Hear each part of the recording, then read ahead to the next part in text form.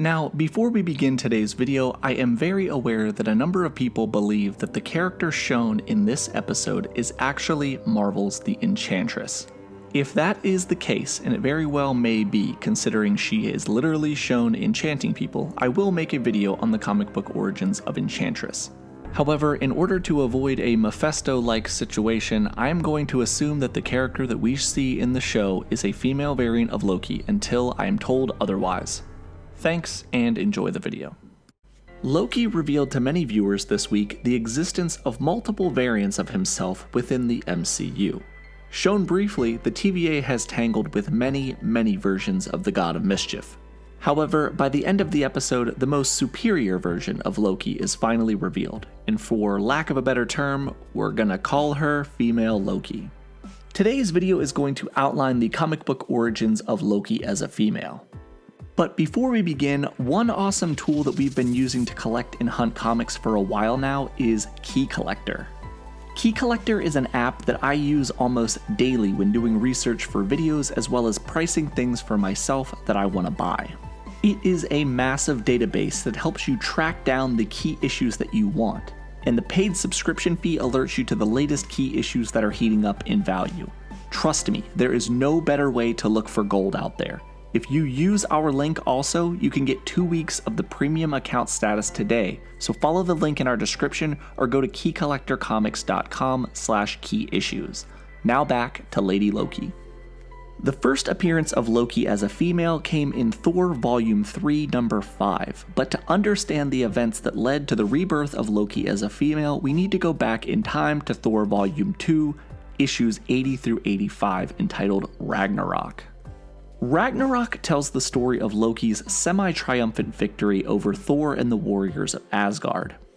Odin had recently died in battle against Surtur to protect Asgard, and with his death, Thor had become the Allfather, albeit unable to control the Odin Force. After seeking the mold that created Mjolnir, Loki was able to make a number of similarly powered hammers and weapons for various other villains. Fenris the Wolf and Ulluk the Rock Troll are chief among Loki's forces. Loki used the ship Naglfar to travel to Asgard and overpower both Thor and the forces of Asgard, including the Warriors 3 and Sif. Many Asgardians died in the first attack, including the Enchantress, and Sif loses an arm. Thor was left at the end of this first conflict with a broken hammer, and he's blasted into the sea. Using some of what little power remained in Mjolnir, he was able to travel to Midgard and called out to the Avengers. Thor was able to travel back to Asgard with Captain America and Iron Man, who helped him repel another attack by Fenris and Ulluk, but after the battle, Thor sent them home, wishing to continue the fight without them, and he urged them to prepare for his loss and the invasion by Loki. Thor learns of other Asgardians dying, such as his brother Balder, Curse, and Frigga his mother. Thor wages battle against Loki's forces across the 9 realms and slowly amasses an army of warriors capable of fighting back. They continue the war in Vanaheim, and again Fenris and Durak the Demolisher attack until they are assisted by Beta Ray Bill. After Beta Ray Bill helps turn the tide of the battle, Thor decides to take an exodus to gain wisdom and hopefully understand Ragnarok and what he must do to save his people. Thor leaves Beta Ray Bill in charge and in kind travels to Halfstad, the seat of knowing, where Odin would often come to think and observe the 9 realms. There, he is confronted by a manifestation of the Odin Force. Thor realizes that the reason he is unable to use the Odin Force is because he's not gone through a journey of self-realization. The power cannot be controlled by somebody who has not undergone a journey of knowing and sacrifice. Thor goes to the Well of Mimir, a place where his father once plucked out his eye and tossed it into the well in exchange for waters to reveal the wisdom within him. Thor attempts the same by plucking his eye out but finds it doesn't work. Thor realizes his sacrifice must be greater, so he plucks out his other eye. Now sightless, the well waters fill up and reveal to Thor the wisdom of the past. Thor sees that Ragnarok is not a one-time event, but a cycle that completes over and over again, dooming his people each time. If he is to stop it, he needs the power of rune magic, the most powerful form of magic in Asgard, able to only be used by the one who wields the Odin Force. Odin had once hung himself from the branches of the world's tree, and that sacrifice from himself to himself is what gave Odin the rune magic. Thor attempts the same, but must go even farther. Thor hangs himself from the branches of the World Tree for an unspecified amount of time, but the process does work. Thor is able to see past, present, and future. He's also able to see the molecular structure of both animals and minerals, quantum structure, and cosmic energy. Essentially, he kind of becomes all-knowing.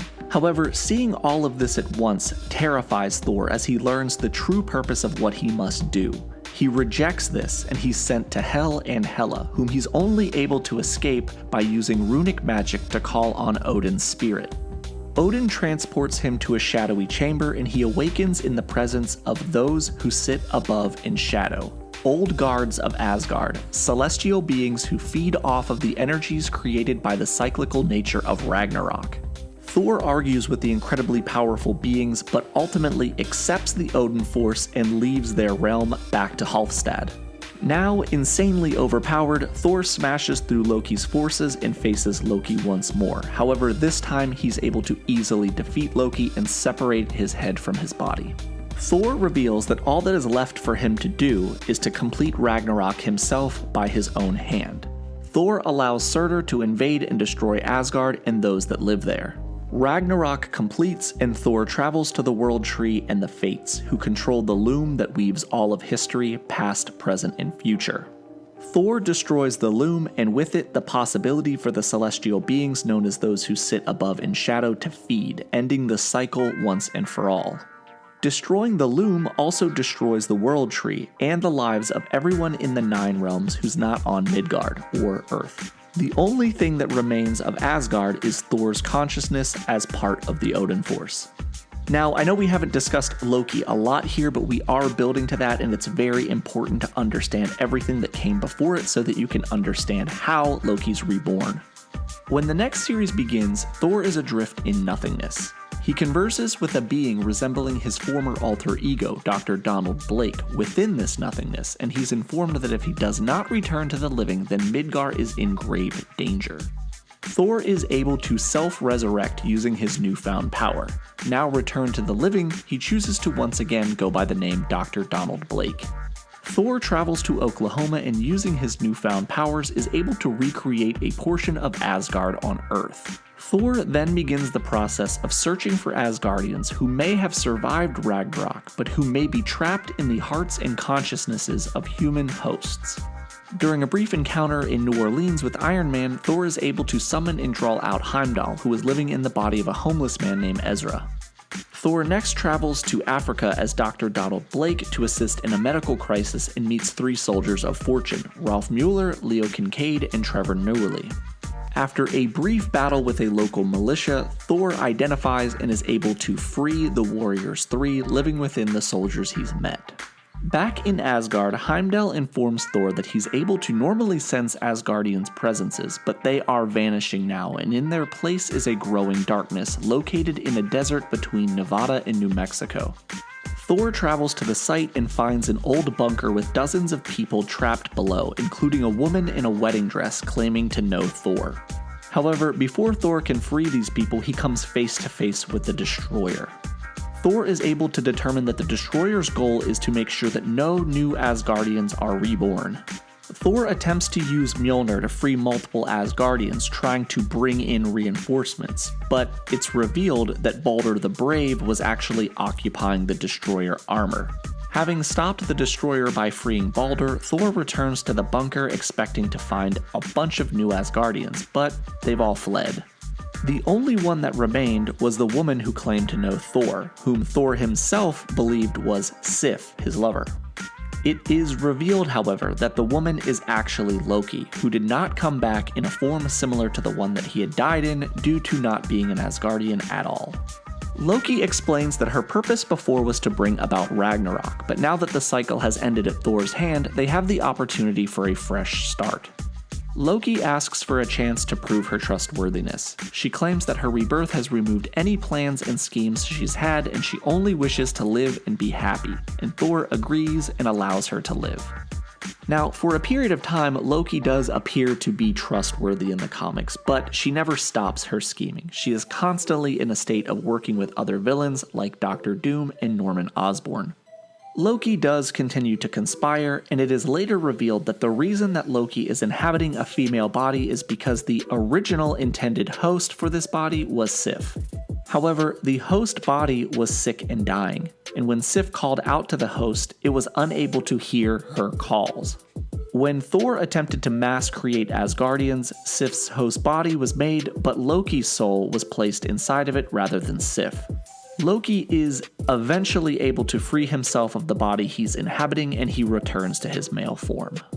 And that is about it for the comic book origins of Loki as a female. And I know that this video had a lot more to do with Thor and the events of Ragnarok, more so than Loki actually being a female, but it was very important for you guys to understand that stuff so that you can understand where she came from.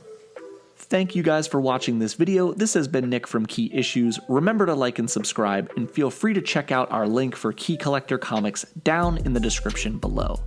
Thanks again for watching, and remember the motto, Loki over everything.